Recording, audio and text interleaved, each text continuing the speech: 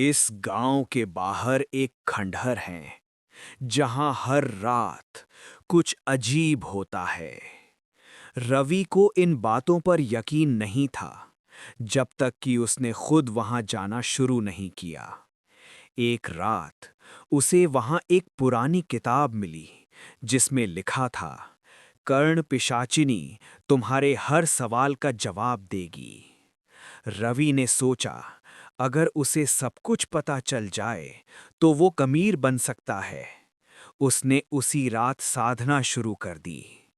पहली रात सब शांत था, सिर्फ हवा की आवाज।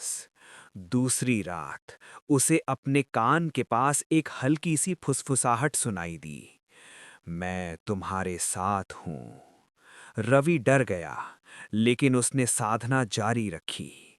तीसरी रात जब वो घर लौटा, उसे हल्की चक्कर महसूस हुई और सुबह उसके तकिए पर खून का एक छोटा सा दाग था।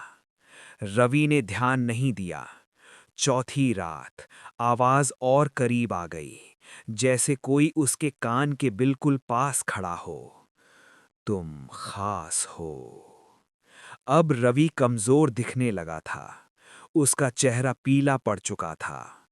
पांचवी रात उसने आईने में देखा, उसके कान के पास छोटे छोटे निशान थे, जैसे किसी ने बार बार वहां काटा हो। रवि घबरा गया, ये मेरे साथ क्या हो रहा है? लेकिन जवाब में सिर्फ एक हल्की हंसी सुनाई दी।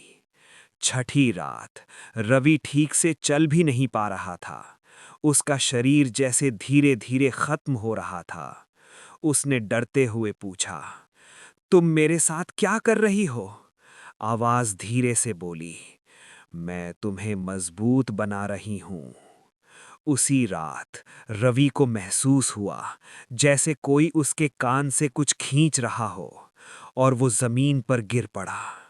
सातवीं रात रवि खुद नहीं जा रहा था, जैसे कोई उसे खींचकर खंडहर तक ले जा रहा हो।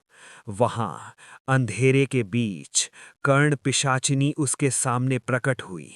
लंबे बाल, काली आंखें और उसके होंठ रवि के कान के बेहद करीब।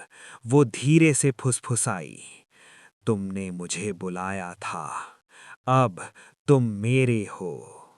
इस बार रवि चीखा भी नहीं, उसका शरीर बिल्कुल शांत हो गया और कुछ ही पलों में उसकी सांसें रुक गईं।